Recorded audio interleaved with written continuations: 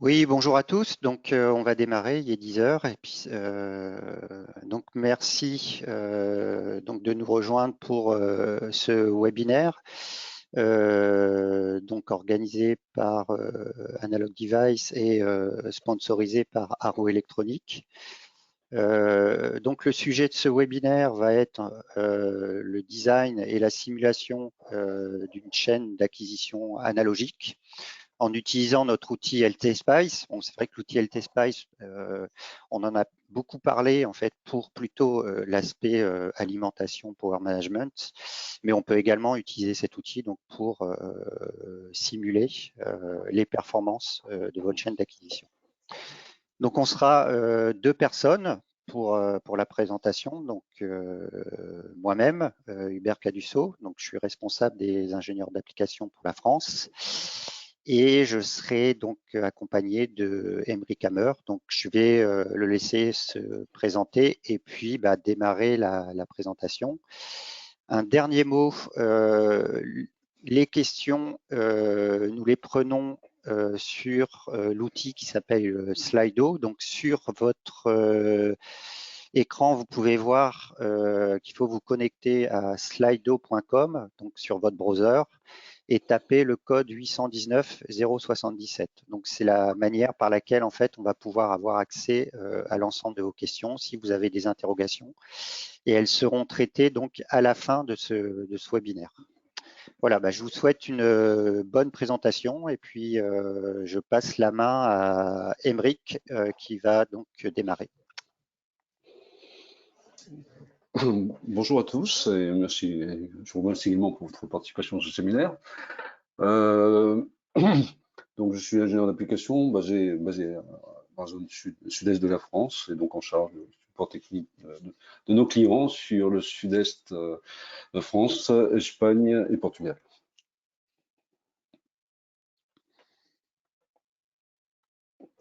Donc pour commencer en fait, donc ce séminaire, donc qui va être très orienté pratique. Hein, on va éviter de vous faire trop de rappels théoriques sur les différentes techniques ou problématiques en électronique. Donc il faut savoir que lorsqu'on bâtit une chaîne d'acquisition, donc il va aller du capteur jusqu'au convertisseur analogique digital, puis au DSP, vous allez être amené à intercaler un certain nombre d'étages, soit de filtrage, soit de multiplexage, soit aussi également un driver pour piloter l'entrée à l'essai qui peut être assez chatouilleux en termes d'appel de courant et peut venir perturber également les tâches qu'il pilote. Donc il y a pas mal de choses à vérifier et pas mal de paramètres aussi à affiner pour être sûr que lorsque, par exemple, vous allez choisir un ADC 18 ou 20 bits de résolution avec un excellent SNR aux alentours de 100 dB, que la chaîne d'acquisition qui est en frontale ne vienne pas finalement manger tous ces atouts et qu'à la fin, on se retrouve avec une dizaine ou voire moins de 10 bits de résolution parce que là, un des étages présente un niveau de bruit ou une distorsion ou une réjection par rapport aux animes exécrable et qu'au final, toute la chaîne d'acquisition se retrouve très peu performante. Donc on va vous présenter plusieurs points, donc toujours avec un aspect pratique. Notamment, donc le premier point sera un point qui malheureusement nous arrive à tous dans notre carrière, c'est l'ampli en fait qui se met à osciller pour une raison indéterminée, alors que les premiers essais de validation, des tests unitaires sur carte n'avaient pas montré de choses particulières ou d'indices qui pouvaient laisser penser qu'un jour cet ampli pouvait se mettre à osciller. Donc, c'est vraiment un point important dans la chaîne, dans tout premier membre de la chaîne d'acquisition. Donc, vous allez par exemple devoir faire du filtrage passe-bande ou passe-bas, notamment pour garantir le théorème d'échantillonnage qui vous dit que la bande passante en entrée de l'ADC doit être limitée à la fréquence d'échantillonnage divisée par 2. sinon vous allez faire de l'aliasing, hein, vous allez créer des images en fait qui n'existent pas au niveau du signal numérisé. Et donc, il faut en effet vérifier que ces premiers étages de filtrage soient stables, hein, dans toutes les conditions, dans toute la dispersion des composants également. Donc, il y a plusieurs façons de vérifier cette stabilité. Déjà, c'est de tracer la réponse temporelle, notamment on va le voir sur un échelon. Comment se comporte la sortie de l'ampli une fois contractionnée lorsqu'on applique un échelon en entrée. On peut vérifier également la réponse en boucle fermée. Donc là, c'est notamment pour vérifier par exemple, que le filtre passe bas à la bonne fréquence de coupure, la bonne pente de coupure également. Donc là, c'est vrai que pour la stabilité, ce type de mesure sous les test c'est vraiment secondaire parce que ça ne permet pas de trancher, notamment de vérifier les marges de phase et les marges de gain qui sont de boucle ouverte, qui sont vraiment au final les paramètres essentiels pour garantir la stabilité. Donc, on va s'attarder plus longuement sur la réponse en boucle ouverte. On va voir sous le test comment la réaliser très rapidement, très efficacement. Et puis, donc, ce qui va nous permettre de vérifier les gains, les marges de gain et les marges de phase dans cette configuration. Hubert vous présentera ensuite l'analyse de bruit de sous LTSpice, donc sur une chaîne d'acquisition qui peut être assez longue, hein, donc, notamment au niveau des amplis. Également la linéarité, la distorsion qui vont venir se rajouter et gréver au final la précision absolue de la chaîne d'acquisition. Je reviendrai quelques minutes pour vous présenter les amplis différentiels qui permettent notamment de driver les entrées de l'ADC de manière efficace et adaptée aux caractéristiques des entrées des SAR. Et puis, on verra au final donc comment simuler l'étage d'entrée de l'ADC, voir son interaction avec l'ampli qu'il drive au niveau notamment des temps de stabilisation, la distorsion, etc. Et puis d'autres outils de simulation que nous proposons en parallèle de LTSpice et qui facilitent grandement la vie pour choisir l'ampli différentiel notamment et dimensionner en fait les constantes de temps afin de garantir que les temps d'acquisition et ou les temps de conversion d'ADC sont respectés. Donc, première étape, donc vérifier dans la chaîne d'acquisition que tous les amplis unitairement sont stables. Donc, il faut prendre en effet, c'est ampli par ampli, la stabilité. Vous ne pouvez pas faire une réponse en boucle ouverte sur une chaîne complète d'amplis, puisqu'il suffit qu'un ampli soit mal compensé pour que toute la chaîne oscille. Donc, on va vraiment disséquer étage par étage la stabilité de chaque ampli. Donc, la première méthode, qui est la méthode dite transitoire ou temporelle, consiste à envoyer un échelon en entrée d'un étage d'amplification, puis de vérifier la réponse en sortie. Et vous verrez sur Internet et sur notre site également que cette méthode est déjà, historiquement, c'est la première qui est utilisée, c'est la plus récurrente, même de nos jours, pour vérifier rapidement la stabilité. Donc, on regarde la tension de sortie et on vérifie à la fois la valeur de l'overshoot sur la réponse à un échelon, qui va vous donner une idée de la marge de phase dont vous disposez, puis le nombre d'oscillations, comment s'effectue l'amortissement suite à cet overshoot. Idéalement, il faut se trouver quasiment ce qu'on appelle le mode critique, c'est-à-dire le mode où il n'y a pas d'ondulation, peut-être une demi-alternance. C'est le mode en fait qui vous permet d'avoir le maximum de marge de phase dans l'asservissement. Bon, alors on dit que les critères, c'est le critère de Nyquist simplifié, dit que pour avoir un bon amortissement, une bonne stabilité sur l'asservissement, il faut que la réponse en boucle ouverte dispose d'une marge de phase au minimum de 45 degrés et avec un target, disons, de 60 degrés pour prendre en compte des aspects de température, dispersion de fabrication, environnementaux, de manière globale. Donc là, c'est une première méthode qui est très bien documentée, par contre, bon, qui va être un peu moins précise que la réponse en AC qu'on va voir par la suite. Je vais ouvrir donc le premier exemple, donc en fait où on va venir comparer la réponse sur transitoire, sur échelon de trois amplis différents, donc un ampli de précision, la DA4622, donc une bande passante relativement réduite de quelques mégahertz, une dizaine de mégahertz, par contre qui est très précis avec un offset de 10 microvolts. Un ampli beaucoup plus rapide, la DA4807, qui est un tout petit peu moins précis, c'est-à-dire qu'il est à 100 microvolts d'offset au lieu de 10. Et puis, il a une bande passante de plusieurs centaines de mégahertz, donc il est extrêmement réactif hein, sur un changement de signal. Et puis un ampli, on va dire, hyper standard, qu'on retrouve énormément hein, dans les applications, c'est l'ELM321. Donc, il y a un ampli qui n'est pas très précis, quelques millivolts d'offset, et qui a une bande passante de quelques mégahertz. Donc, je vais basculer sur le schéma LT/H correspondant. Donc, pour réaliser une réponse en transitoire, en temporel, donc il faut déjà premièrement insérer une directive qui précise que l'on veut réaliser une simulation temporelle. Donc ici, en cliquant droit sur la commande, donc on va réaliser une simulation temporelle de 100 ou transitoire d'une durée de 100 millisecondes et avec tous les nœuds démarrant à 0 volts. Donc vraiment, on démarre à la mise sous tension. L'excitation va être un échelon qui est ici.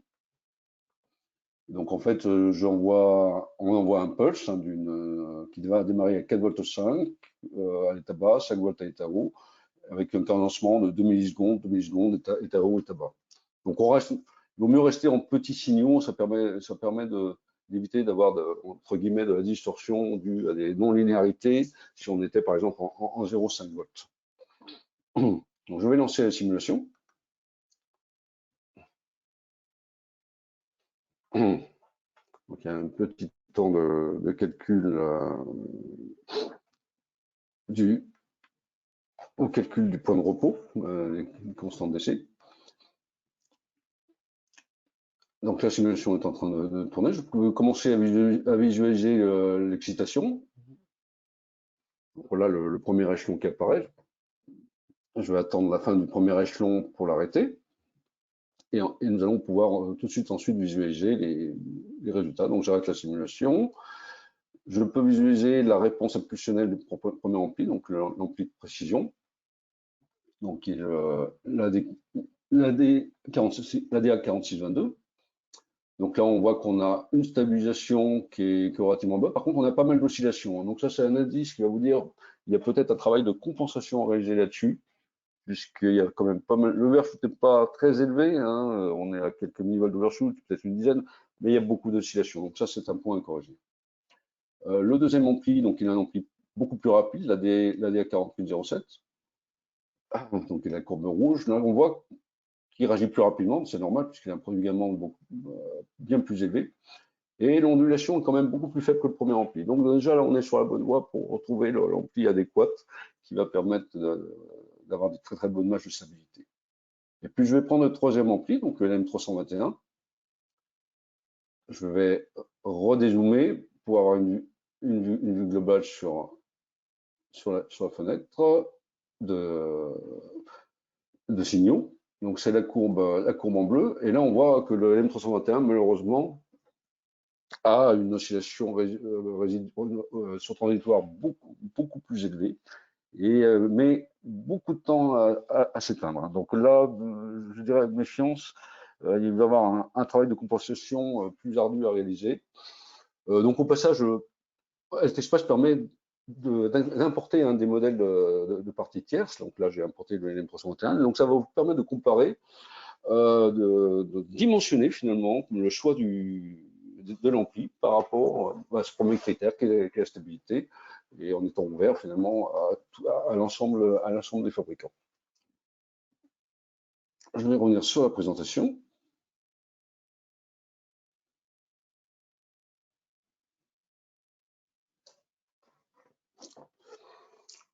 Donc là, on vient de faire la réponse en transitoire, mais on ne sait pas exactement très précisément quelle est la marge de phase ou la marge de gain dont on dispose en boucle verte.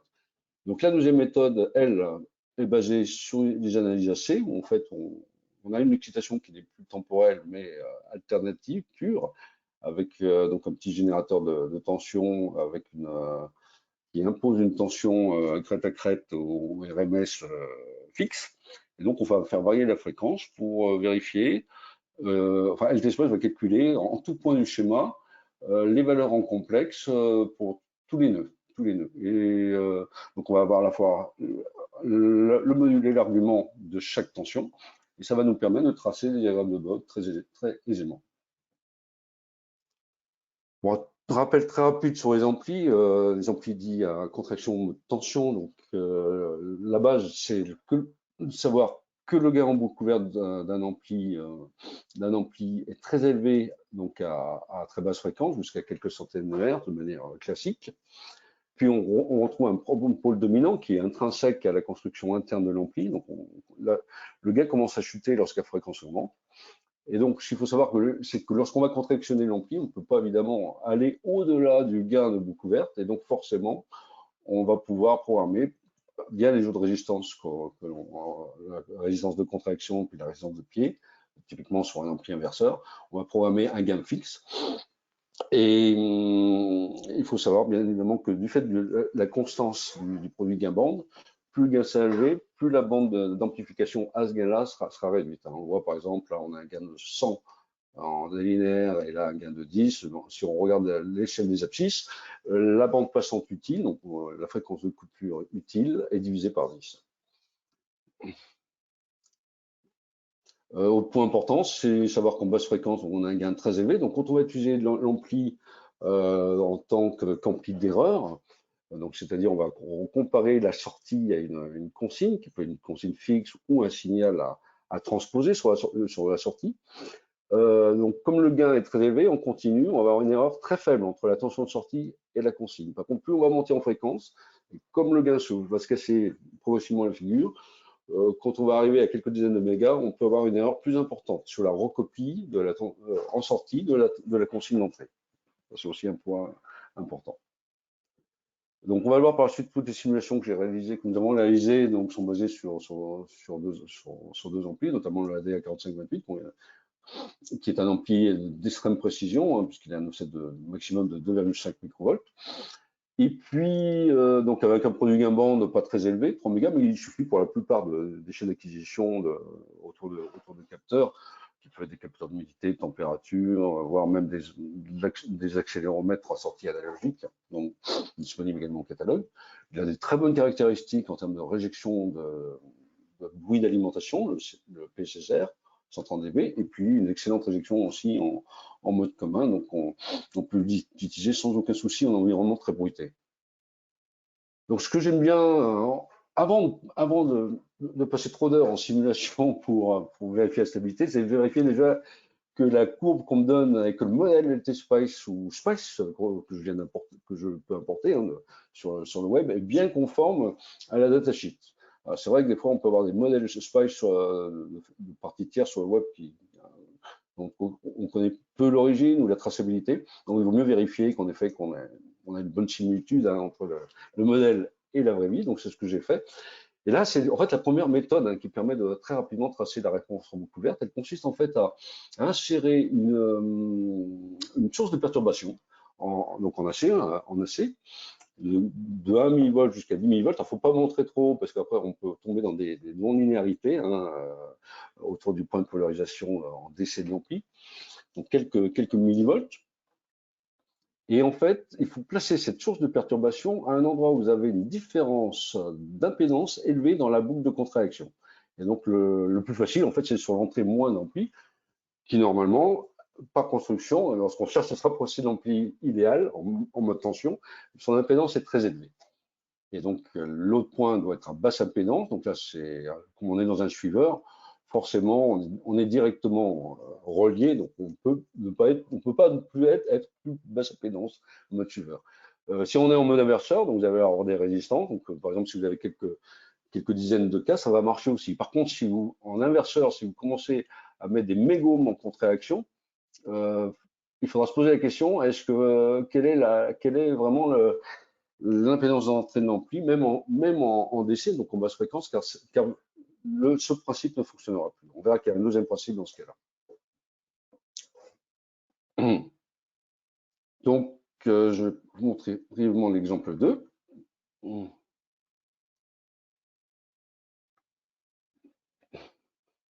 C'est extrêmement rapide, c'est la méthode que j'utilise le plus souvent.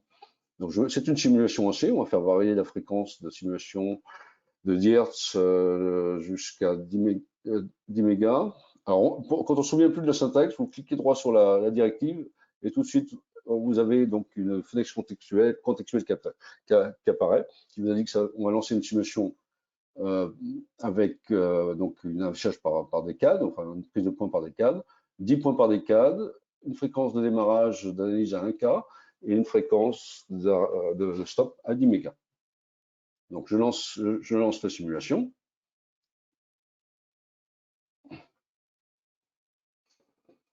Et donc pour tracer la réponse en boucle ouverte, il faut tracer la tension de sortie divisée par la tension d'entrée de la boucle. Donc je vais tracer V de Hz et je vais diviser V de Hz par la tension d'entrée de l'ampli, l'entrée inverseuse, donc divisé par V de A. Donc voici la réponse, donc, qui est d'ailleurs identique à ce qu'on trouve dans la datasheet. En plaçant un curseur, très facilement, vous allez pouvoir connaître la marge de gain et la marge de phase. Donc la marge de phase s'obtient pour un gain qui traverse unitaire, donc à 0 dB. Donc là, on voit qu'on a 48 dB de marge de gain. Donc en suiveur, sur cette charge de 100 picofarad et cette charge relative de 10 kg, il n'y a rien à retoucher, vous êtes stable. Et donc la marge de phase, c'est quand la phase s'annule. Donc là, là, c'est pas le cas, donc on pourra pas l'obtenir. Donc le critère principal de Nyquist, c'est quand même en premier lieu la marge de phase quand le gain devient unitaire. C'est le critère simplifié.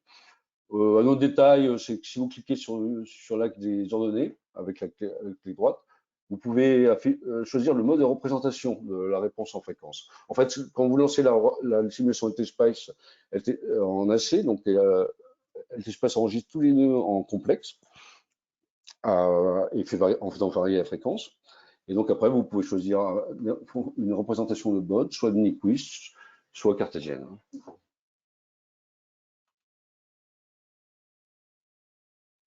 Donc, je vais revenir à la présentation.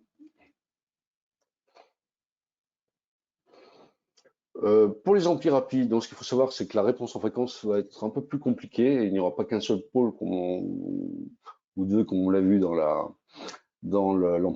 l'ampli de précision. Très souvent, donc, on va retrouver un pôle dominant qui commence à couper en basse fréquence à une fréquence et avec un gain finalement en boucle ouverte en basse fréquence qui est moins élevé. Un ampli de précision de qualité, vous allez avoir 120 dB de gain en boucle ouverte. Donc un gain de 100 000, 1 million. Sur les amplis rapides, on trouve très généralement des gains plutôt de 80 dB. Donc je serai un peu moins précis en termes de suivi d'une consigne en ADC qu'un ampli dit de précision. Et puis ensuite, on a exactement le même principe, le point de gain bande constant, présence de pôles et de gyros supplémentaires, intrinsèques à l'ampli. Donc là, en effet, on peut avoir des pentes au niveau de la chute du gain qui sont beaucoup plus sévères que sur un ampli dit de précision. On peut avoir des pentes, si on a 3 pôles, on va tomber à moins 60 dB. Donc, comme là, le gain se casse plus facilement la gueule entre guillemets, s'écroule plus rapidement, ça peut être plus compliqué à compenser. Il va falloir peut-être compenser un nombre de pôles excessif en rajoutant des zéros. On va le voir par la suite, un exemple, comment rajouter un zéro au niveau de la boucle de contraction afin de compenser cette réponse en boucle ouverte. Donc un autre exemple, là c'est l'exemple d'un ampli rapide qui a une bande passante de 300 mégas, qui reste précis à une centaine de microvolts en DC, avec des niveaux de distorsion et de bruit extrêmement performants. Et donc là, on va découvrir une deuxième méthode. En fait, donc la première méthode que je vous ai détaillée précédemment, c'est celle-ci, où il fallait absolument une impédance élevée d'un côté et une impédance faible de l'autre. Dès qu'on monte en fréquence, Donc, si vous voulez vraiment avoir donc en fait une réponse en boucle ouverte dont le gain ne s'écoule pas, ne passe pas à zéro à quelques centaines de kilos, peut-être à quelques mégas, ou à quelques dizaines, voire quelques centaines de mégas, il vaut mieux prévoir d'utiliser une deuxième méthode, qui est la méthode dite boucle ouverte, où là finalement on va complètement détacher la sortie de l'ampli de son entrée à travers la boucle de contraction en insérant une selle de très forte valeur, hein, de plusieurs mégahenries ou dizaines de mégahenries. Et on va, au lieu d'insérer la perturbation entre l'entrée moins et la contraction, on va l'insérer directement par rapport à la masse sur l'entrée négative. Donc ça permet en effet de s'affranchir des variations d'impédance, du ratio d'impédance entre l'entrée moins et le réseau de contraction, voire la sortie, des variations d'impédance aussi de la sortie en AC. Et donc là, on voit que si on trace avec les deux méthodes, on a des résultats quelque peu différents sur cet ampli rapide. Hein. Au-delà d'une dizaine, une trentaine, quarantaine de mégas, on voit que là, à 100 mégas, on voit que là, en fait, réellement, la réponse en boucle ouverte, sur la réponse en boucle ouverte, la phase descend moins rapidement que lorsqu'on a le modèle simplifié où on joue finalement sur le ratio d'impédance élevé. Hein.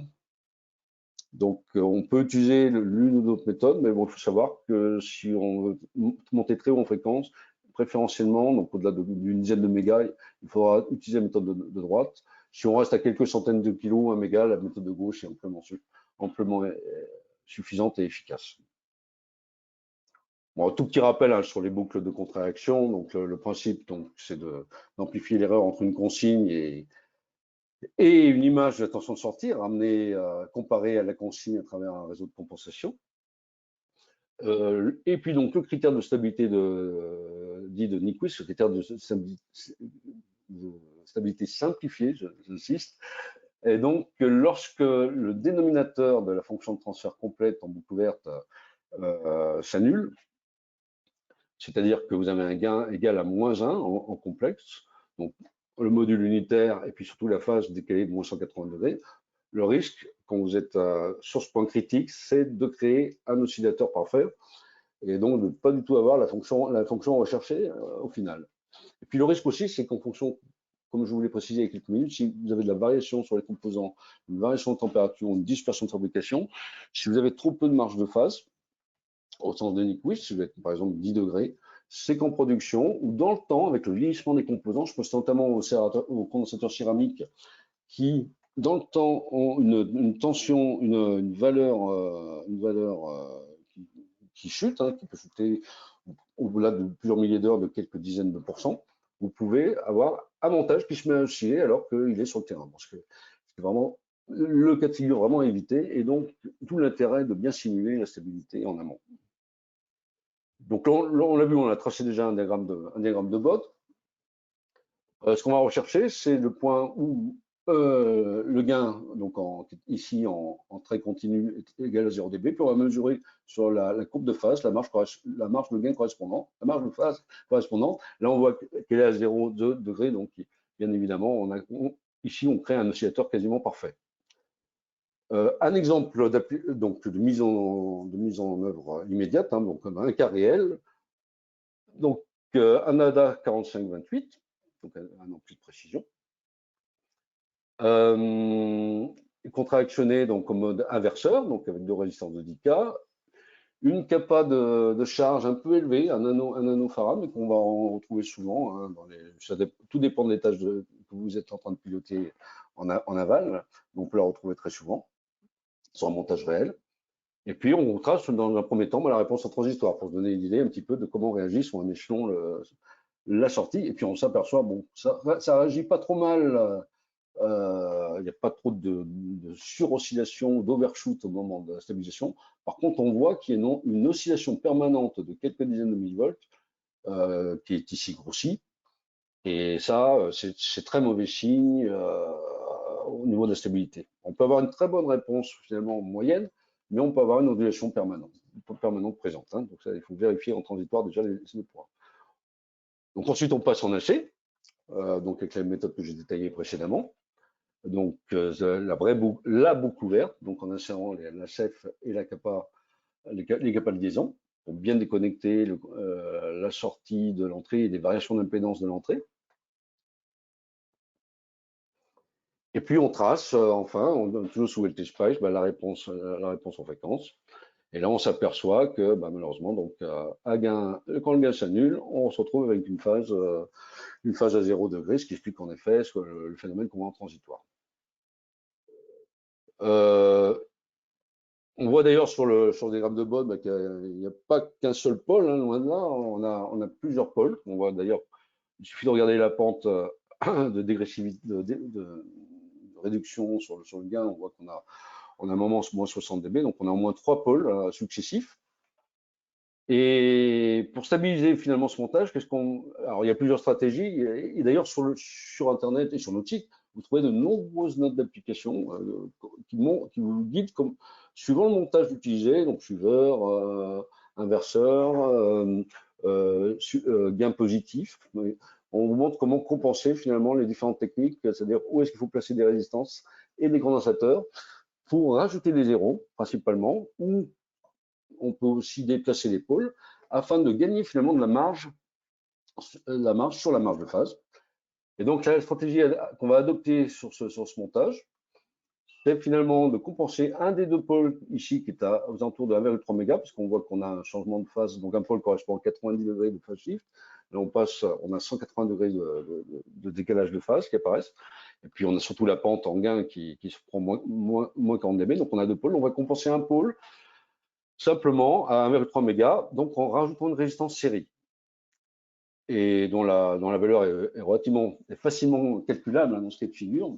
Il y a d'autres cas de figure où ça va être plus compliqué, où là, LTSpice va vous aider grandement à faire une approche par dichotomie et déterminer les bonnes valeurs au niveau des résistances et des condensateurs de compensation. Mais là, dans ce cas-là, c'est assez facile. À cette fréquence-là, du fait de la valeur de condensateur de charge, la résistance idéale est de 122 ohms. Donc, comment ça va se passer dans LTSpice? Bon, on va prendre déjà. Alors, on n'est pas à très haute fréquence, donc on aurait pu prendre le montage simplifié, en insérant juste un perturbateur entre l'entrée inverseuse et le point milieu et la sortie de la contraction. Là, bon, on utilise l'approche dite un peu plus large bande, jusqu'à quelques dizaines de mégas, elle est valable.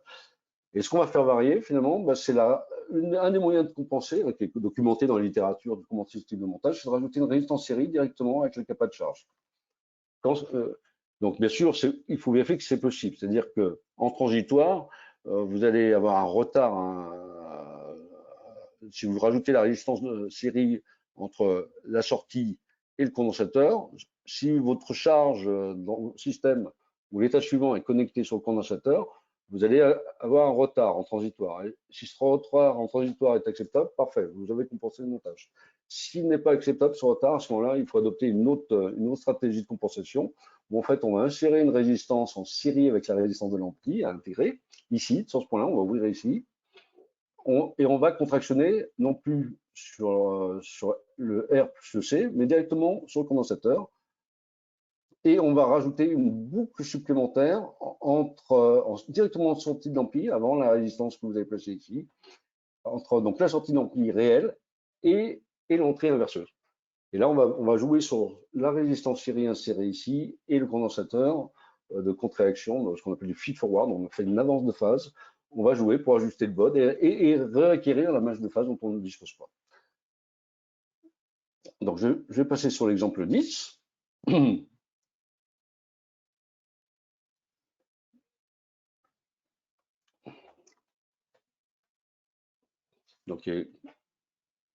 Donc, on ferait toujours une réponse en AC, donc en vraie boucle ouverte avec une CEF insérée.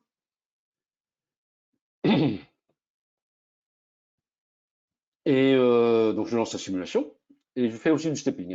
On fait varier la résistance série du condensateur. Donc là, on trace la réponse en boucle ouverte. Donc, dans ce cas-là, on trace la sortie divisée également par l'entrée. Bon, comme je pourrais ne pas diviser par A parce que là, comme on est en vraie boucle ouverte, l'entrée par défaut, l'entrée de référence par laquelle on trace le BOD, c'est V2, qui est l'excitation en AC du schéma. On peut le voir d'ailleurs, si je redivise par V2A, On obtient exactement la même courbe. Et donc là, on voit qu'il y a plusieurs courbes superposées. Une où la résistance est nulle et l'autre, donc on fait un step param ici, donc on fait varier la valeur de la résistance sur deux valeurs, hein, une liste, donc soit 0, soit 122 ohms, qui est la valeur qu'on a précédemment calculée. Donc je mets un pointeur, donc un curseur sur les courbes. Donc là, comme on a fait du stepping et il y a plusieurs courbes, on peut changer la position du pointeur. Donc pour savoir sur quel, je vais mettre à 0 dB de gain. Donc on voit ici que sur la première courbe qui correspond à 0, on a moins 4 degrés donc, de phase. Donc là, on est en régime quasiment oscillatoire lorsqu'on passe en transitoire. Et avec la flèche haute ou flèche basse, je peux me déplacer donc d'un coup d'une trace à l'autre, hein. Donc là, je vais passer voilà, sur la courbe 2. Voilà. Donc la courbe 2, donc qui est de la 122 ohms. Et là, on voit qu'on on a enfin une phase qui est tout à fait acceptable de 49 degrés pour 45 degrés minimum garanti. Donc, si le système est compliqué, vous allez pouvoir faire de l'itératif en utilisant le point step. Donc, c'est vrai, les équations ne sont pas faciles à écrire, hein, pour chercher les pôles et les zéros. Donc, vous allez pouvoir faire varier, par exemple, la résistance série du condensateur sur 50 valeurs et choisir la valeur optimale. Donc, vous travaillez par approximation successive. Et ensuite, si vous avez besoin, par exemple, d'une capa de contraction directe entre la sortie et l'entrée, une fois que vous avez trouvé l'optimum pour ce condensateur, pour la résistance du condensateur, vous allez pouvoir faire varier également par step, en faisant du stepping, la valeur du condensateur et puis aboutir donc à un optimum par approximation successive.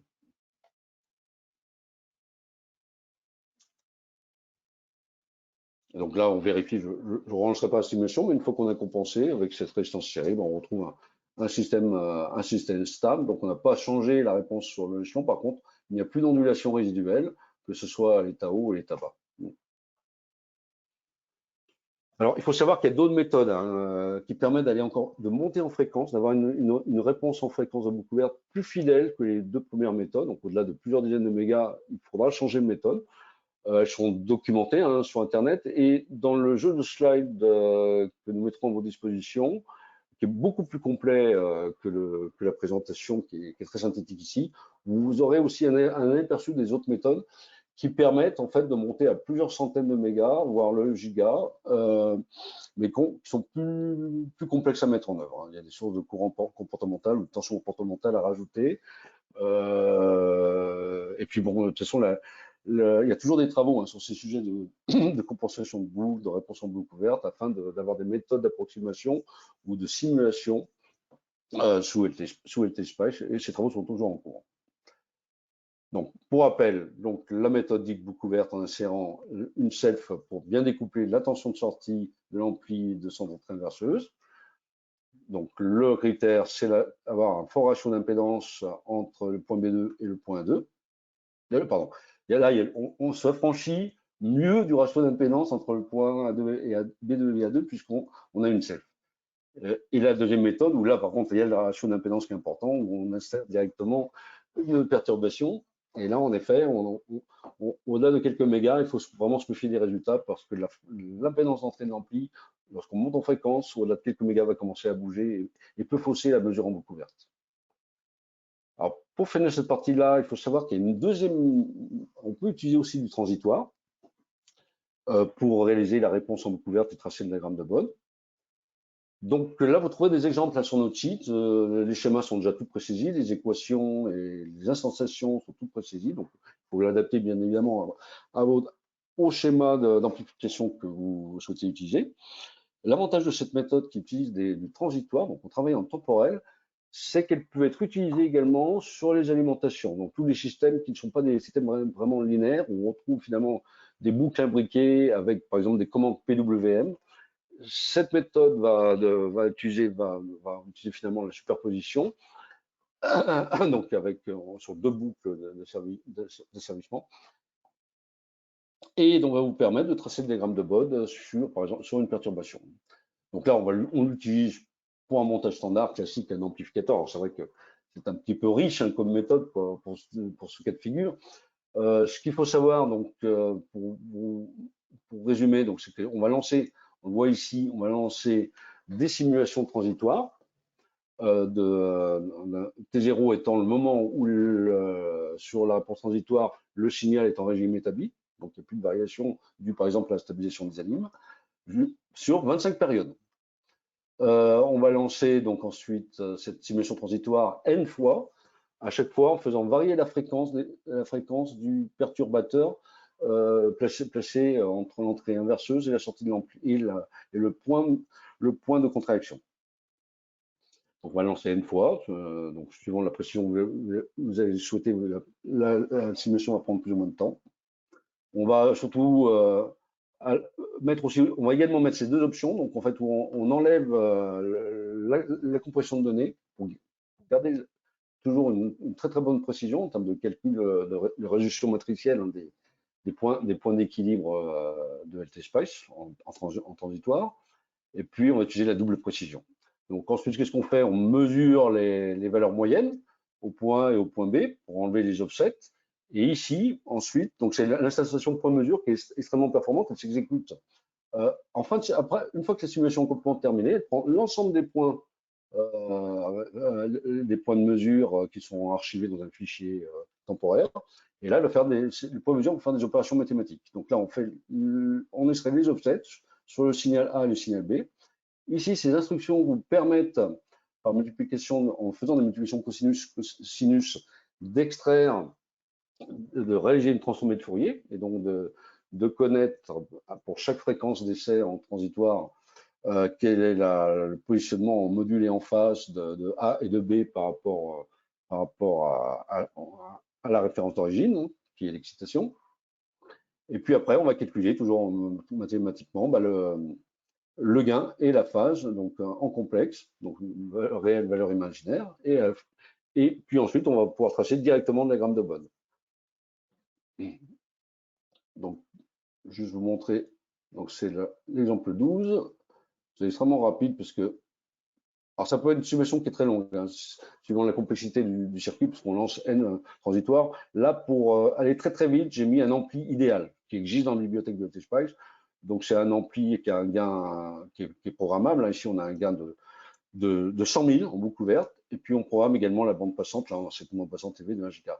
Donc c'est un modèle extrêmement simplifié qui permet d'avoir des temps de simulation très réduits. Donc je lance la simulation.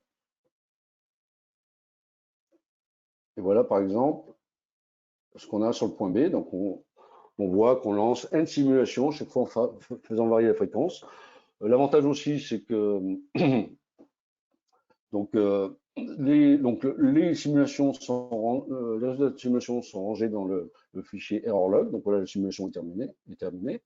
Donc il suffit ensuite pour tracer le diagramme de Bode, donc de visualiser le Spice error-log, donc en faisant un view Spice error-log. Donc tous les résultats de simulation sont rangés à cet endroit-là, donc en valeur réelle, valeur complexe, après les points de mesure. Hein. On fait un clic droit et on fait une impression des mesures qui ont été steppées. Hein. On autorise le passage en complexe. Et là, directement, on peut rajouter donc, une trace qui va être le gain. Et voilà donc la réponse en boucle ouverte, hein, en quasi boucle ouverte de l'asservissement.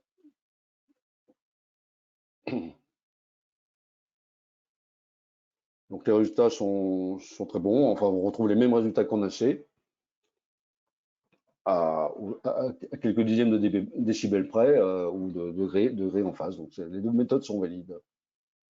Émeric, juste une petite indication sur le temps. Là, on en est à 45 minutes en fait. Hein. D'accord. J'ai terminé.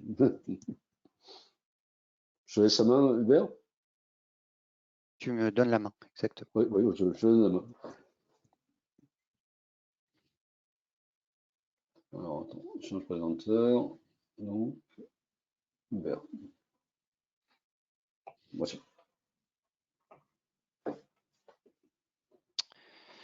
Ok, donc moi je vais reprendre la suite. Donc Émeric vous a présenté donc les critères de stabilité sur la chaîne de conditionnement et également donc comment donc corriger la stabilité, améliorer la stabilité. Moi je vais voir un autre aspect donc de la chaîne d'amplification, c'est-à-dire en fait l'estimation du bruit généré donc par un ampli avec LT Spice. Donc, le bruit, on a plusieurs façons de le spécifier. On peut le spécifier donc soit en amplitude. Donc là, typiquement, ce que vous voyez, c'est un bruit blanc. Donc le bruit, il faut savoir qu'il va être dans le semi-conducteur généré de manière complètement aléatoire avec son amplitude et par définition imprévisible.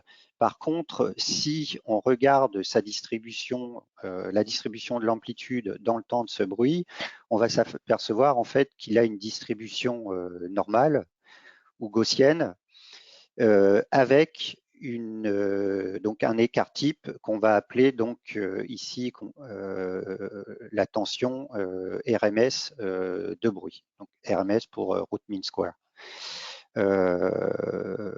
Et on a pour convention de prendre comme relation la tension donc de bruit peak to peak égale 6,6 fois en fait la tension RMS. Pourquoi 6,6? Parce que si vous prenez en fait donc de moins 3,3 sigma à plus 3,3 sigma sur donc la répartition gaussienne, vous prenez en compte 99,9% des amplitudes rencontrées au niveau du bruit. Donc c'est une convention qu'on prend habituellement pour passer de bruit efficace à bruit peak-to-peak. Donc l'amplitude, c'est un premier moyen. Le second moyen, c'est d'utiliser la densité spectrale.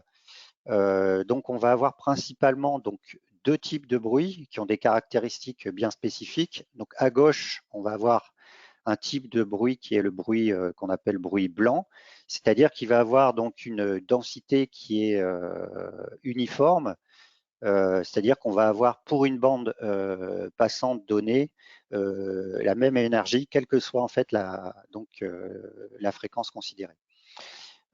Et à gauche, on va avoir un autre type de bruit, bruit rose ou bruit appelé plus communément bruit en 1 sur F, où là le bruit, donc plutôt la densité de bruit va diminuer inversement proportionnel, va être inversement proportionnel à la fréquence. Et ça va être typiquement en fait des bruits qui vont être pour le coup très basse fréquence, jusqu'à une dizaine de Hertz. Donc, au niveau d'un semi-conducteur, donc comme un ampli op, on va avoir une superposition de ces deux bruits. Et si vous tracez donc en fonction de la fréquence, donc la densité spectrale de bruit, vous allez avoir en fait un graphe qui va être de la sorte.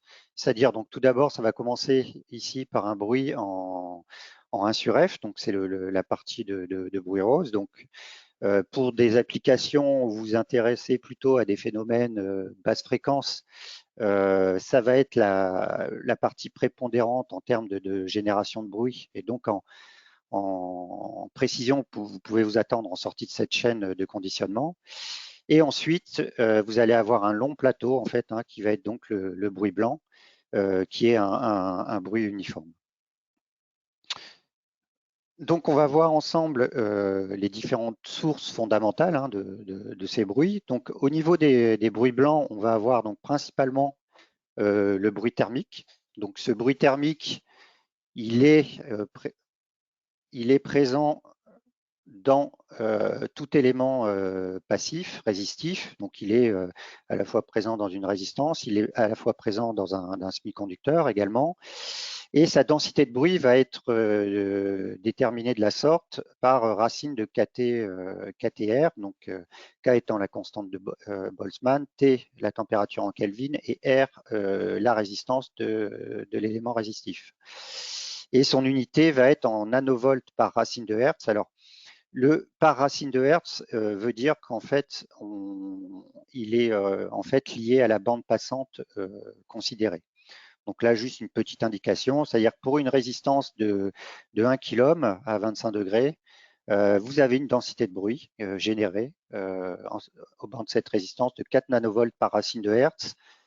En comparaison, un ampli dit faible bruit, donc chez Analog Device, ça va être un ampli qui génère qui a une densité spectrale de bruit inférieure à 2 nanovolts par racine de Hertz. C'est juste pour vous donner un élément de comparaison. Donc, il faudra être sur certains designs très attentif aux résistances qu'on va utiliser au niveau de la contre-réaction, notamment pour pas générer en fait un bruit qui soit donc même supérieur à l'ampli-op utilisé, notamment pour des applications qui nécessitent en fait donc une grande précision. Donc un autre type de bruit blanc va être ce qu'on appelle le shot noise en anglais, ou bruit de grenaille, mais c'est vrai qu'on utilise plus le terme anglais, et c'est un bruit qui est donc généré dès qu'une charge traverse une barrière de potentiel, donc dans le semi-conducteur. Donc ce bruit va être proportionnel au courant traversant la barrière, et puis lui est exprimé en nanoampères par racine de Hertz. Donc ça va être les deux types de bruit blanc fondamentaux, principaux qu'on va rencontrer sur les semi-conducteurs. Ça peut être à la fois un transistor, un ampli-op. Et on a un autre type de bruit, cette fois-ci un bruit rose, c'est-à-dire qu'on appelle le flicker noise, et qui est un bruit, ou encore appelé bruit en 1 sur F. Et pourquoi bruit en 1 sur F? Parce qu'en fait, si on trace la densité spectrale de ce type de bruit, effectivement, il va décroître proportionnellement à la fréquence. Donc, il va être principalement présent à basse fréquence, et il est dû en fait aux légères contaminations qu'on peut avoir dans le matériel semi-conducteur. Et on voit que donc son expression dépend donc de racine de 1 sur F, donc il est inversement proportionnel à la fréquence. Un autre type de bruit, mais qui n'est pas pour le coup là un bruit, une source de bruit fondamentale, mais plus en fait le bruit thermique qu'on va avoir en sortie d'une capacité de filtrage, donc d'un filtre, une capacité de filtrage derrière en fait une résistance.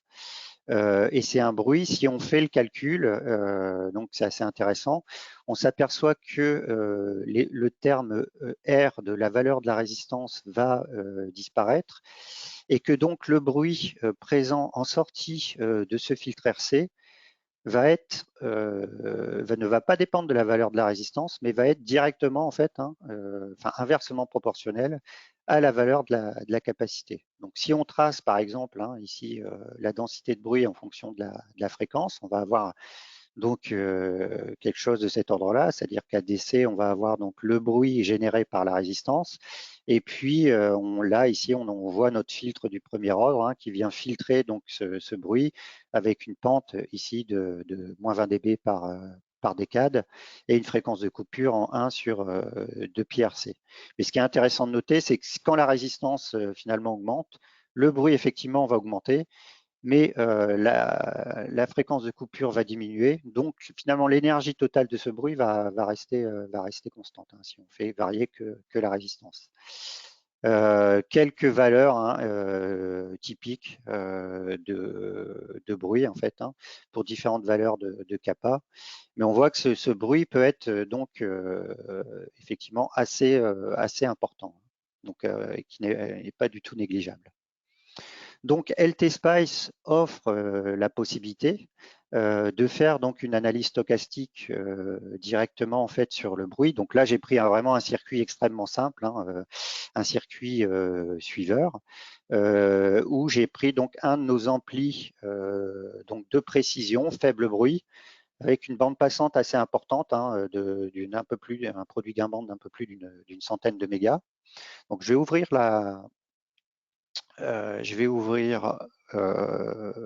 la simulation. Alors, ça s'ouvre. Voilà. Donc, on retrouve ici la simulation. Donc, si on clique droit donc, sur la directive, on retrouve donc ici le panneau de commande. Donc ici, on peut spécifier donc la sortie, le point de sortie. Donc ici, on a mis un label, un out, donc ça va être vout.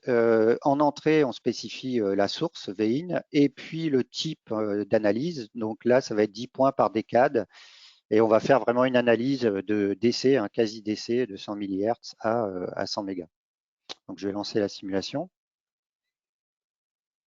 Voilà, et je vais tracer ici, hop, la sortie et automatiquement, vous voyez que le graphe s'affiche. Donc la densité spectrale de bruit en nanovolts par racine de Hertz versus la fréquence en échelle log. Donc quelques points à noter intéressants. Donc si vous voyez que là, on retrouve donc un bruit blanc d'une densité de 5,2 nanovolts par racine de Hertz. On retrouve ici la phase bruit blanc.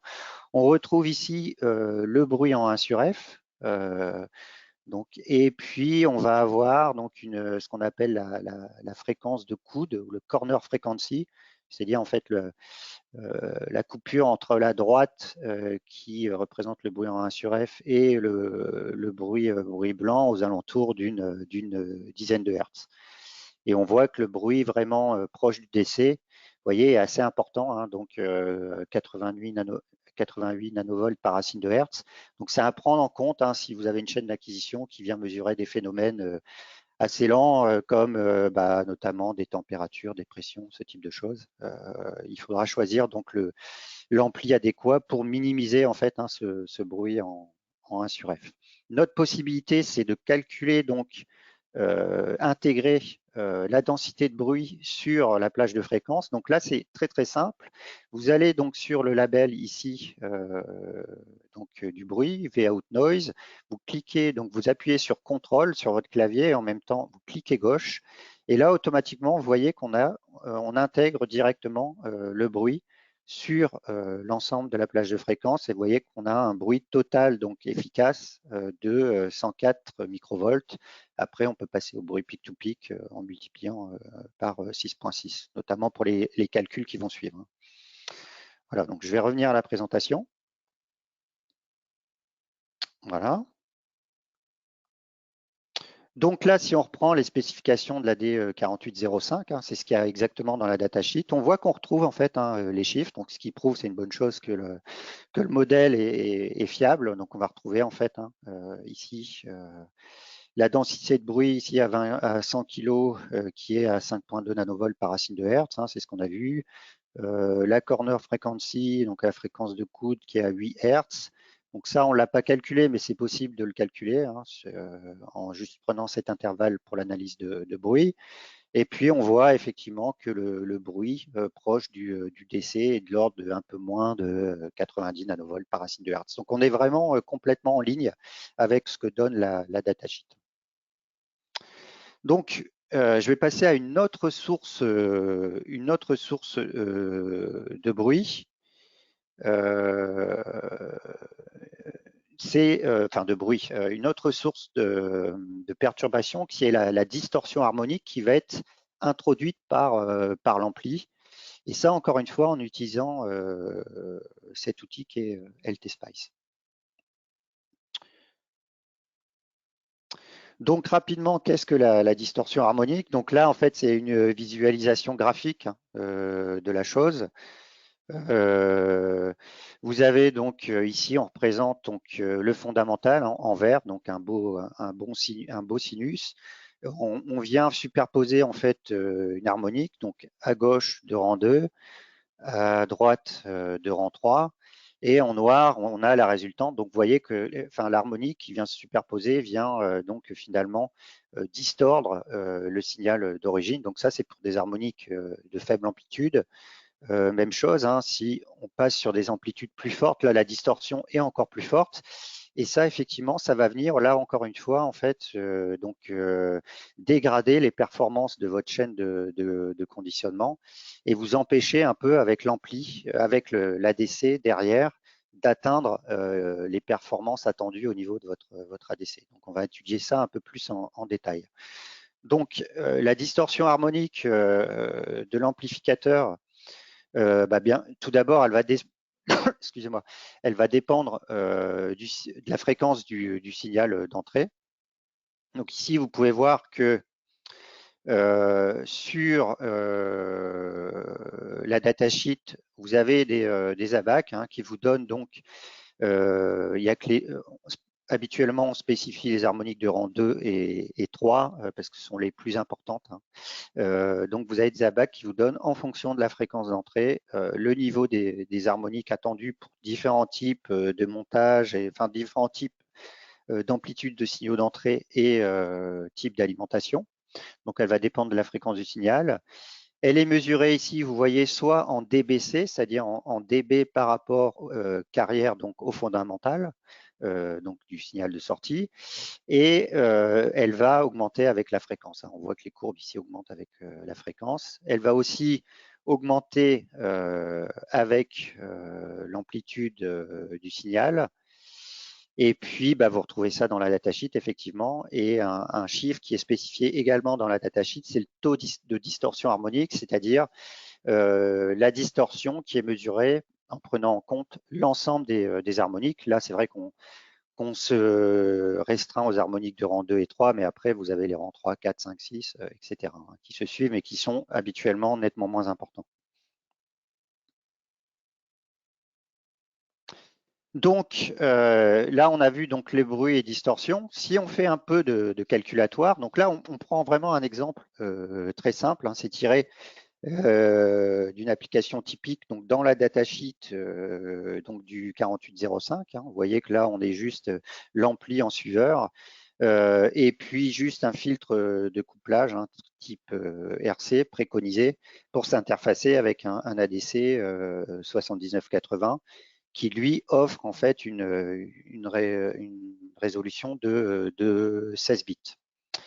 Donc vous voyez que même là, en termes de calcul, pour un montage extrêmement simple, ça nous fait quand même pas mal de calculs à faire, parce qu'on doit prendre en compte donc le bruit généré, donc le bruit en tension généré par l'ampli op, sur la bande passante qui nous intéresse, c'est-à-dire 463 mégas.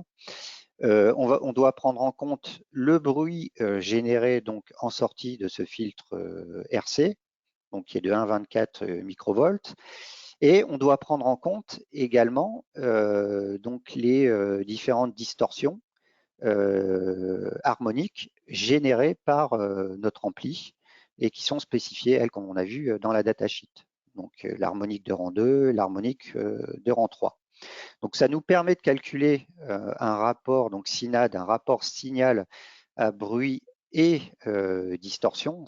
On ne s'intéresse pas uniquement au SNR, mais on s'intéresse également à la distorsion. Et si on fait le calcul, on s'aperçoit qu'on va trouver donc un SINAD de à peu près 102 dB, ce qui nous donne donc rapporté au nombre effectif de bits en sortie de cette chaîne de conditionnement analogique à peu près 16,6 bits donc de bits vrais. On pourra au mieux en fait obtenir 16,6 bits, qui est parfaitement en ligne finalement avec l'ADC qu'on souhaite utiliser. Donc là, c'est avec un signal d'entrée à 10 kHz.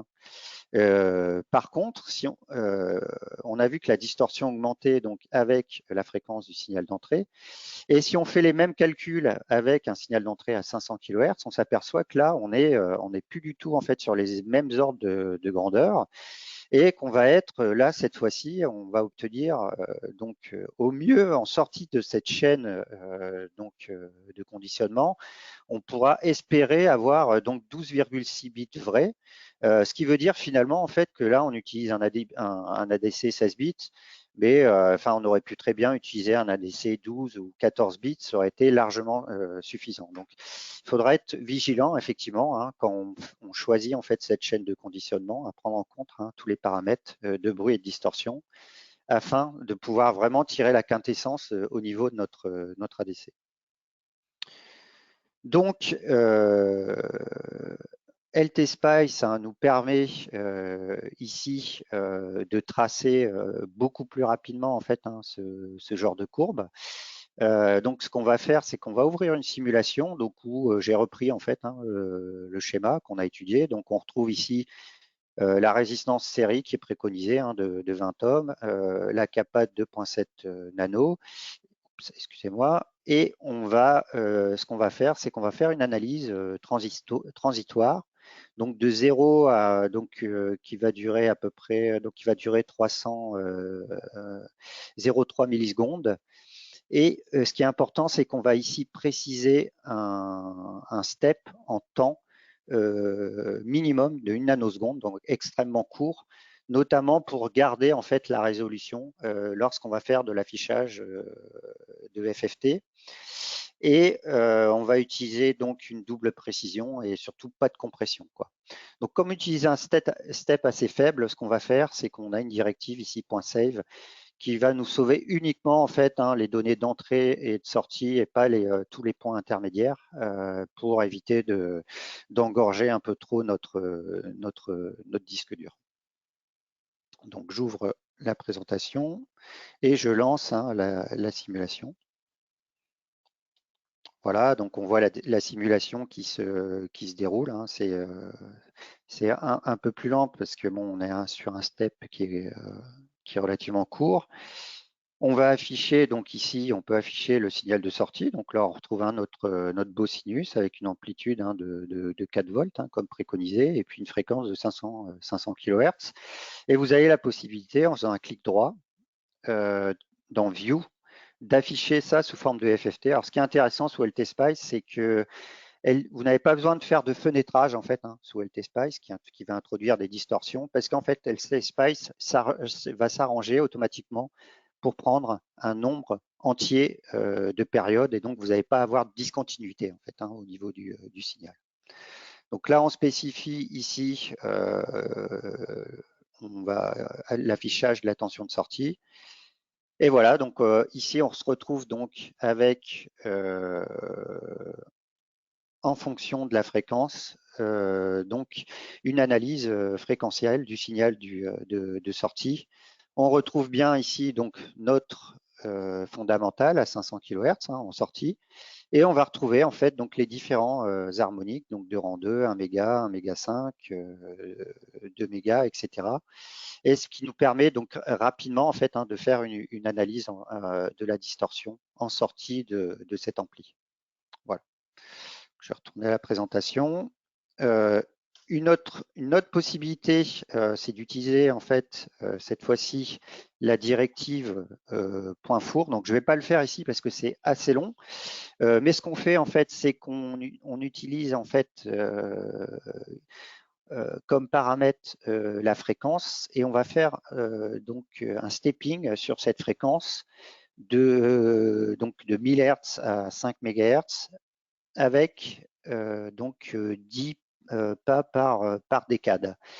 Et on va s'arranger pour avoir donc à chaque fois, on fait une analyse transitoire avec en fait 10 périodes de ce signal. Et ici, on utilise donc la directive .four, donc pour Fourier, qui va vous calculer donc pour chaque pas de fréquence les trois l'amplitude sur le fondamental et donc les harmoniques de rang 2 et 3 sur la tension Vout. Donc si vous lancez la simulation, si vous affichez, vous obtenez ça. Donc vous avez énormément de pas de fréquences. Et si vous ouvrez le fichier de log, ce que vous apercevez, c'est que pour chaque fréquence à ce moment-là, vous avez donc, donc pour le fondamental, on va vous donner donc, on normalise donc par rapport,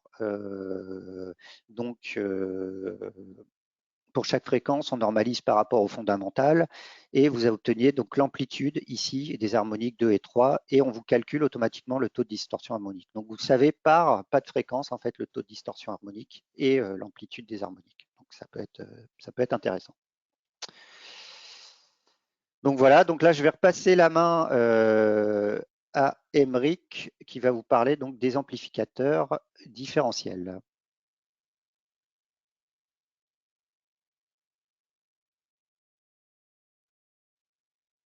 Voilà Émeric. Oui. Donc, est-ce que vous voyez tu vois mon écran, Hubert? Oui, Ok. Bon, je vais en passer.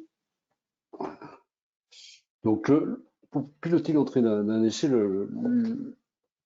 qui, vous allez le voir avec Hubert dans quelques minutes, est sujet, enfin, crée des appels de courant assez violents, hein, sur l'entrée à chaque fois qu'on vient échantillonner. Le mieux, c'est d'utiliser ce qu'on appelle un ampli différentiel qui va piloter les deux entrées de ADC de manière parfaitement symétrique. Ce qui va permettre plusieurs avantages. Alors, d'une part, donc vous allez pouvoir cadrer exactement le signal différentiel à l'amplitude maximum admissible par l'entrée de l'ADC, donc pas perdre en rapport signal à bruit. Vous allez pouvoir aussi adapter le gain entre le signal d'entrée qui peut être symétrique ou asymétrique, hein, également, au signal différentiel pour aussi bénéficier de la pleine échelle et recaler également la tension de mode commun en sortie qui n'est pas forcément celle d'entrée. Hein. Celle d'entrée, elle est issue finalement du dernier ampli qui pilote l'entrée asymétrique de l'ampli différentiel. Et donc, recaler le mode commun au milieu de la dynamique pleine échelle de l'entrée de l'ADC. Donc, il y a plein de fonctionnalités intéressantes. Et puis, une de taille également, c'est que ces amplis donc, ont une très bonne réjection du mode commun. Donc, si votre ADC est situé et l'ampli différentiel sont situés un peu loin de la chaîne d'acquisition ou l'ADC est situé un peu loin de l'ampli différentiel, le fait d'avoir cette très bonne réjection de mode commun et de piloter les lignes différentielles vous immunise quelque part contre toutes les parasites qui peuvent venir se coupler avec cette ligne de transmission sur votre carte. Plusieurs types d'amplis différentiels suivant finalement votre application. Donc, on a plusieurs séries d'amplis disponibles à notre catalogue. Certains, comme les séries ADA 83.5i, qui sont optimisés pour la très haute vitesse d'acquisition. D'autres qui seront contractionnables avec des résistances externes, voire des fois internes, hein, où on est vraiment, on se rapproche extrêmement de l'ampli symétrique différentiel classique qu'on peut réaliser avec des amplis standards. Là, c'est quand vous avez besoin de très forte précision continue, avec des bandes passantes un peu moins élevées que la première catégorie, jusqu'à 100 mégas. Et puis enfin, une dernière catégorie qui sont deux amplis appairés avec des résistances appairées dans le même boîtier, qui est un très bon compromis également en précision continue, en AC, mais qui ne vont pas monter aussi aux fréquences que les deux premières, les deux autres catégories d'amplis différentiels. Euh, En simulation multi-espace, bah, vous allez pouvoir notamment, alors je vais pas ouvrir la simulation, mais visualiser les signaux. Hein. Là, on pilote l'entrée de l'ampli différentiel en asymétrique, hein, avec un seul signal, pas deux. En sortie, donc on passe en full différentiel. Ce qui peut être d'ailleurs nécessaire. Hein, certains ADC échantillonnent en deux entrées, une entrée in plus et une entrée in moins, qui sont échantillonnées simultanément lors de la phase d'acquisition. Donc le mode commun, et donc on voit ici, ça permet de recaler, cette simulation permet de recaler par exemple l'amplitude en sortie avec en programmant les résistances à la pleine échelle acceptable par l'entrée de l'ADC. Donc il y a plein de simulations qu'on peut faire sur les amplis différentiels. Vous pouvez simuler la réjection par rapport aux animes. Donc on va avoir un exemple, c'est la réjection de mode commun qui est ici. Notamment lorsque vous avez une disparité sur une des résistances de programmation. Là, vous avez une disparité on fait du paramétrique sur la valeur de la résistance, donc sur l'erreur, exprimée donc en décimale directement, donc de moins 1% à plus 1% par pas de 0,1%. Et donc là, on voit finalement la disparité, une non-appairage parfait sur les résistances de programmation crée en fait un signal vu comme différentiel, alors qu'en fait, il est dû à un mode commun superposé au signal différentiel en entrée. Donc, un exemple d'ampli différentiel parmi d'autres, mais qui va être repris par Hubert juste après. donc qui est un peu le couteau suisse de l'ampli différentiel pour la très haute précision. On peut monter jusqu'à 18 bits grâce à un setting time, un temps de stabilisation très élevé pour de très très haute précision, 100 nanosecondes. Des très bonnes distorsions harmoniques, hein, on est en dessous de moins 103 dB, moins 116 à 100 kg, donc il est excellent, alimentable facilement, en monotension ou en bitension, symétrique, très bon offset, force surette, et très faible bruit. Donc c'est vrai, c'est un des amplis différentiels que l'on conseille dès que l'on veut avoir des précisions au-delà de 16 à 18 bits.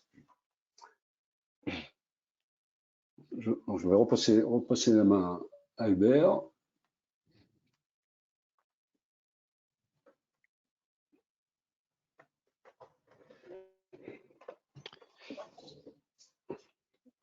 Ok, donc voilà, donc là, on va attaquer la partie, on a vu donc tout ce qui était donc chaîne de conditionnement, et maintenant donc comment piloter un ADC de type SAR, donc approximation successive, et comment donc calculer les performances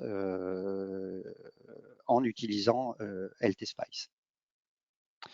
Donc, est-ce qu'on peut piloter donc directement un ADC SAR en utilisant un ampli? Donc, ce qu'il faut savoir, c'est que les ADC à approximation successive sont assez difficiles à piloter, principalement parce que leur étage d'entrée est donc constitué d'un bloc qu'on appelle échantillonneur bloqueur, et c'est principalement donc un switch et une capacité. Donc ce switch fonctionne à la fréquence d'échantillonnage et permet donc de bloquer, de charger la capa et donc de bloquer la valeur d'entrée pour qu'ensuite, en interne, on ait le temps de faire la conversion. Donc, ce qui va se passer, c'est qu'à chaque fois qu'on va fermer en fait ce switch, on va créer en fait une injection de charge pour venir en fait charger brutalement en fait cette capacité, parce qu'il faut savoir qu'entre chaque échantillonnage, l'ADC vient décharger en interne cette capacité. Donc en fait, il faut aller la recharger. Donc le fait de la commuter, en fait, ça va créer une injection de charge. Et il faut que donc notre ampli soit à même en fait de pouvoir fournir extrêmement rapidement en fait ce courant pour venir charger la capacité et venir en fait la charger aussi suffisamment rapidement pour stabiliser la tension aux bornes de cette capa à moins de 1 LSB en fait de résolution de l'ADC pour pouvoir bénéficier des performances du convertisseur. Donc voilà une petite animation, on voit que ce switch bascule ici à la fréquence d'échantillonnage et qu'on vient donc générer finalement à chaque fois, à chaque basculement en fait, des injections de charge qui se traduisent donc par des grosses variations en fait de tension aux bornes. Et donc ce qu'on voit, c'est que finalement ces appels de courant incessants peuvent causer soit des ondulations, soit des non-linéarités. C'est quelque chose qu'un ampli aime pas du tout voir au niveau de sa sortie. Et on va donc devoir utiliser un filtre de couplage en fait entre les deux, donc qui va être de la sorte, qui va être constitué donc d'un RC. La capacité ici, donc ce que j'ai oublié de dire, c'est que les capas d'échantillonnage en interne dans les ADC, c'est souvent une dizaine de picofarads. Donc on va utiliser une grosse capacité, dit capacité réservoir en externe, pour notamment fournir l'essentiel en fait des charges pour venir charger cette capacité. Et puis on va mettre ici une résistance de faible valeur, souvent une dizaine, une vingtaine d'ohms habituellement, pour isoler en fait donc l'ADC du driver au maximum. Donc voilà en fait l'architecture. Donc sur un ADC SAR, on a deux phases, une phase de conversion. Donc quand les switches sont ouverts, l'ADC vient finalement numériser la valeur qui a été bloquée, la valeur de tension qui est bloquée aux bornes des capas d'échantillonnage. Et après, on a une phase d'acquisition où là, on ferme les switches. Et ce qu'il faut, donc, c'est venir charger ici cette capa le plus rapidement possible et stabiliser donc la valeur ici en entrée le plus rapidement possible et le plus précisément possible pour qu'à la fin de la période d'acquisition, on ait une valeur en fait en entrée d'ADC qui soit stable, au moins un LSB, quoi, pour bénéficier des performances de l'ADC.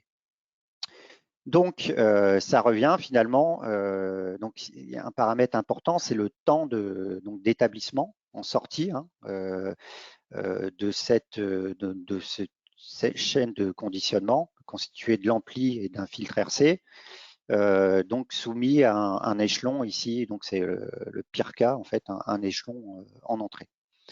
Donc, il faut que la tension ici, Vout en sortie, soit au moins stabilisée donc à un LSB, c'est-à-dire à une valeur inférieure avec une erreur de moins de 2 puissance moins n. Et donc, si on écrit en fait, hein, si on écrit l'équation, on arrive finalement à la solution que taux ici, c'est la constante de temps du filtre RC, donc c'est égal à RC. Donc le temps de stabilisation minimum va être de taux fois n, la résolution du convertisseur, fois log de 2, donc 0,7. Donc pour vous donner un exemple numérique, ce qui veut dire que pour un ADC de 18 bits, il faut vous prendre donc un temps de stabilisation qui soit 12,5 fois en fait la constante de temps du filtre RC. Mettons que dans la datasheet de votre ADC, vous ayez en fait un temps d'acquisition qui soit de 1 microseconde. Et bien, ça vous donne finalement un taux qui va être de 80 nanosecondes. Et avec taux qui égale donc une constante de temps 80 nanosecondes, ça vous donne une bande passante à moins 3 dB de votre filtre RC de 2 mégas. Donc ça permet déjà en fait hein, de rapidement savoir dans quelle zone vous vous situez. Donc ça, c'est dans le cas idéal. Malheureusement, en fait, hein, la réalité n'est pas aussi simple. Hein. C'est-à-dire que bah, déjà, il faut prendre un ampli qui soit donc qui ait une bande passante hein, supérieure à la bande passante de votre filtre. Et ensuite, ben, en fait, ça peut être aussi limité en termes de taux de montée. Le temps d'établissement peut être limité par le taux de montée de l'ampli hop. Et ce qu'il faut savoir, c'est que dans les datasheets, on spécifie très peu souvent en fait hein, le temps d'établissement à 18 ou 20 bits. Habituellement, on va vous le spécifier à 0,1% ou 0,01%, ce qui fait qu'on est encore très loin hein, des 0,0001% à peu près hein, pour 16 bits par exemple. Donc là, j'ai juste repris en fait hein, la datasheet du 4805 dont on a parlé précédemment. Et vous voyez que sur cet ampli, on va vous spécifier les temps d'établissement à 0,1%. Donc pour un step de 2 volts avec un gain de 2, et puis pour un step par exemple hein, de 4 volts avec un gain de 1 précédemment et un gain de 2. Hein. Voilà. Donc ce qu'il faut, c'est pouvoir utiliser finalement un outil. Donc là, je vais introduire un autre outil qui s'appelle ADI Precision ADC Driver Tool. Donc qui est un outil qui est disponible sur notre site. Donc là, je vais directement cliquer dessus. Et puis, je vais vous montrer la fenêtre. Voilà. Donc, c'est un outil qui est disponible en ligne et qui reprend donc la plupart en fait de nos derniers ADC. Vous pouvez donc, vous voyez, sélectionner le type d'ADC que vous souhaitez avoir. Donc, on en a déjà pas mal en librairie. Le type de driver avec donc le gain, la résistance de feedback que vous utilisez, les tensions d'alimentation, le type d'entrée. Donc là, on s'est mis en entrée différentielle, mais vous pouvez être en entrée asymétrique, la fréquence du signal d'entrée. Et puis les valeurs en fait hein, du filtre ici de couplage RC utilisé. Donc une fois que vous avez spécifié tout ça, rapidement vous pouvez obtenir tout ce qui est en fait bruit et distorsion donc généré par cette chaîne d'acquisition. Donc vous voyez en fait hein, en termes de bruit et distorsion, ce qui va être dû au driver seulement en bleu et puis à l'ADC et au filtre RC en rouge et en noir donc la combinaison des deux. Et ce qui est intéressant de noter, c'est que donc automatiquement, on va vous calculer en fait le SINAD et le SNR, le bruit total en fait du circuit. Donc ça, c'est pour le taux de distorsion harmonique totale. Vous avez la même chose en bruit. Vous pouvez voir là principalement les principaux contributeurs de bruit, travailler là-dessus. Et puis et voir en fait donc qu'avec cette chaîne d'acquisition, on peut obtenir donc au mieux 16 bits vrais en sortie d'ADC, alors que bon bah pour le coup on a mis un ADC qui lui offre 20 bits de résolution, quoi. Même chose, vous allez pouvoir calculer, en fait, vous n'allez même pas le calculer, hein, l'outil le fait pour vous, donc le temps d'établissement et l'erreur en fait en fin de cycle d'acquisition sur l'ADC. Donc là, on voit qu'on a une erreur de 0,5 LSB, donc on est bien inférieur au LSB, donc on est bon de ce côté-là. Donc soit pour des entrées DC, soit pour des entrées AC. Et on a possibilité d'aller un peu plus loin, et c'est là où ça devient intéressant, c'est-à-dire qu'on peut directement en fait télécharger des fichiers de simulation LTSpice pour simuler en fait l'ensemble de cette chaîne sous LTSpice. Donc là, je vais ouvrir, donc j'ai déjà fait le travail avant, et je vais ouvrir donc ce que vous pouvez donc obtenir directement. Donc la chaîne qui est générée automatiquement par l'outil. Donc on retrouve ici notre ampli, un 4945, qui est donc l'outil, enfin l'ampli qui a été décrit rapidement par Emmerich précédemment. Le filtre ici de reconstruction, le filtre de couplage, et la modélisation en fait de l'ADC. Et on va pouvoir tracer très rapidement en simulation la réponse en fait à un échelon de cette et voir en fait au niveau donc des entrées plus et moins de l'ADC ce qui se passe en fait à chaque fois qu'on a un basculement entre le mode acquisition et le mode conversion de l'ADC, quoi. Donc ça vous permet de calculer et de voir en fait précisément les impacts en fait que peuvent avoir les différents l'ampli ou le filtre de reconstruction, faire modifier les résistances et les capacités sur le temps d'établissement. Donc après, on a d'autres types de simulations. On a des simulations en bruit qui sont possibles. Donc le fichier est généré là aussi automatiquement par l'outil. Et puis automatiquement, vous pouvez aussi générer une simulation LTSpice qui va vous donner l'amplitude des signaux de sortie, ici au niveau ADC-in et ADC-in plus et moins pour calculer les tensions de mode commun, etc. Donc c'est un outil qui est très intéressant. Donc, je vais revenir à la présentation. Donc ça, c'est dans le cas où l'ADC est dans l'outil, c'est le cas le plus favorable. Et il y a un autre cas où l'ADC, pour le coup, ça ne va pas se trouver dans l'outil parce que l'ADC est peut-être plus ancien. Donc au moment de sa sortie, en fait, on n'a pas fait le modèle, en fait, LTSpice de cette ADC. Donc là, je prends le LTC 2378, qui est un autre ampli 20 bits de Linear Technology. Et la méthode, là, pour le coup, c'est de revenir au basique, c'est-à-dire de prendre la datasheet.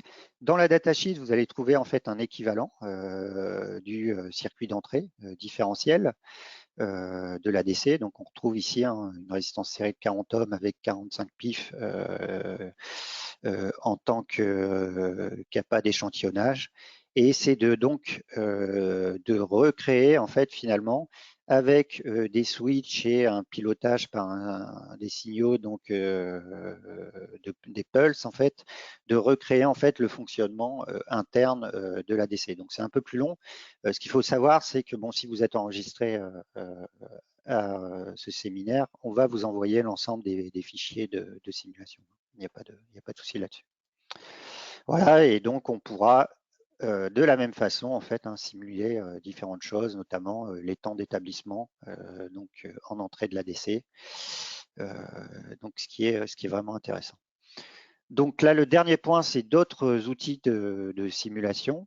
Donc là, très rapidement, on a donc notre forum qui s'appelle easy.analog.com. Donc là, où vous avez déjà beaucoup de réponses à différentes questions, hein. Donc il y a un moteur de recherche qui est bien fait. Après, différents donc, outils de calcul et de design. Donc là, vous allez avoir les liens en fait, et principalement, ça va être ADI Precision Studio dans lequel vous retrouvez ADC Précision en fait, hein, mais d'autres modèles également pour calculer les bruits sur les amplis différentiels, ce type de choses. D'autres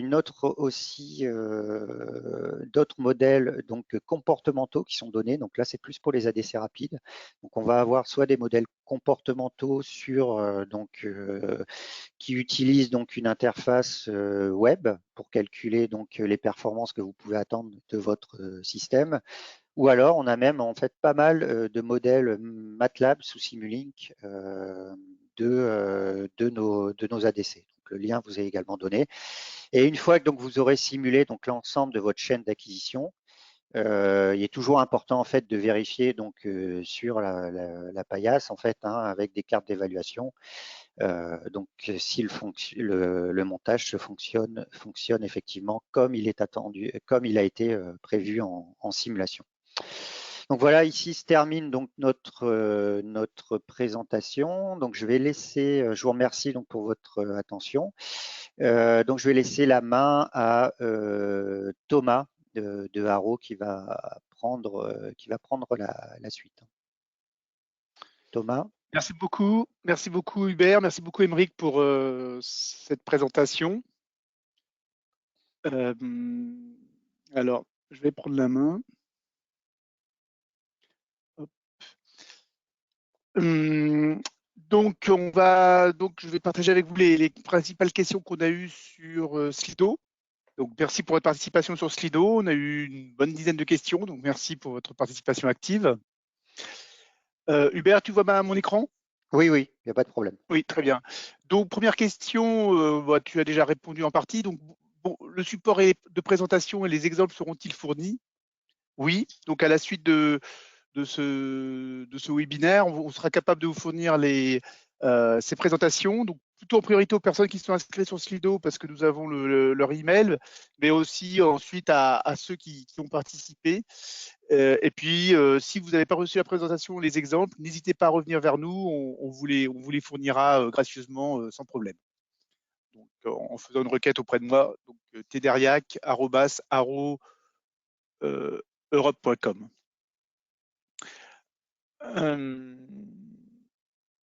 Alors, deuxième question, ça c'est pour toi peut-être Hubert ou Émeric. Y a-t-il des notes d'application Analog Device qui présentent les différentes méthodes de stabilisation des AOP?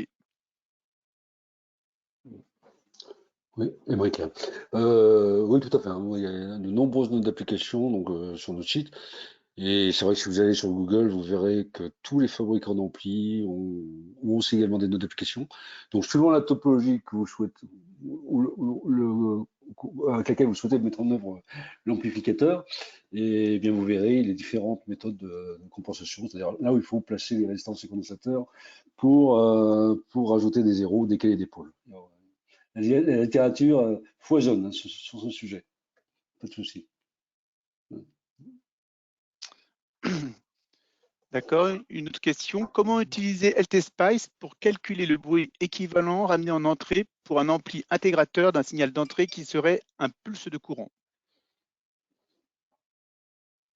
Alors là, effectivement, pendant la présentation, on s'est focalisé en fait, hein, sur le bruit en tension, hein, ramené en entrée sur l'ampli, mais il y a tout à fait possibilité en fait, hein, d'utiliser LTSpice pour faire la même analyse en courant, ce qui peut être intéressant notamment pour des amplificateurs de photodiodes ou ce type de choses en fait, hein. Il n'y a aucun souci là-dessus en fait, hein. Si le modèle de l'ampli en fait est suffisamment précis et puis on prend en compte en fait, hein, le bruit en courant. Mais LTSpice le permet de la même manière que là on a fait une présentation sur la simulation en bruit de tension, quoi.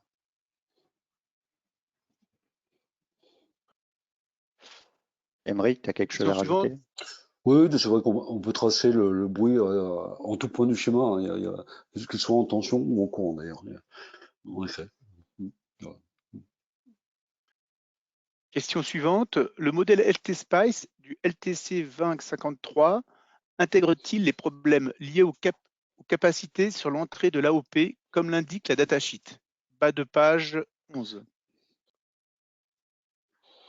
Là, je pense il faudra répondre ultérieurement à cette question. Oui, ouais. Oui, d'accord, on fera une réponse. Il faut une réponse personnalisée, parce qu'il faut, Hmm. il faut en effet analyser la datasheet, connaître le pourquoi le pourquoi de la question également. Hmm.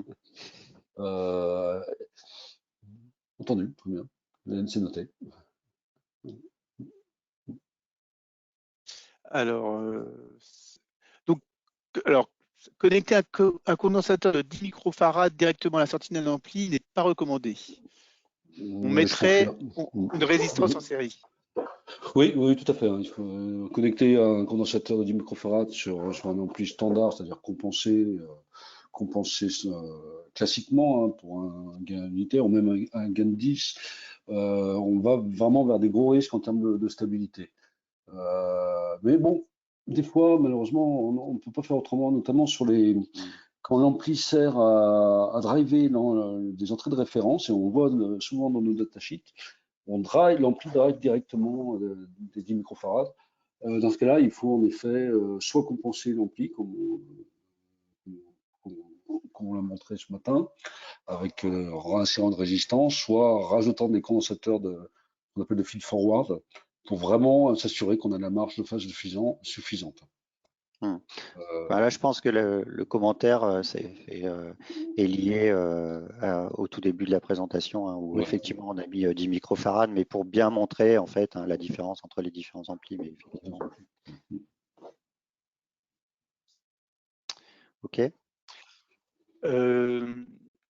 Question suivante. Donc, bonjour, il y a souvent des problèmes de résultats en fonction des tensions d'alimentation utilisées, simples, doubles ou déséquilibrées. Pour résumer, pour certains amplificateurs, si on utilise une alimentation plus ou moins 15 volts ou une alimentation plus 30 volts, 0 volts, les résultats sont différents. Alors ça dépend sur quel sujet. C'est vrai que sur la stabilité de boucle, moi, il faut au moins simuler aux extrêmes des tensions d'alimentation ou la tension d'alimentation de l'application, bien sûr, parce que les caractéristiques peuvent changer un petit peu en fonction des tensions.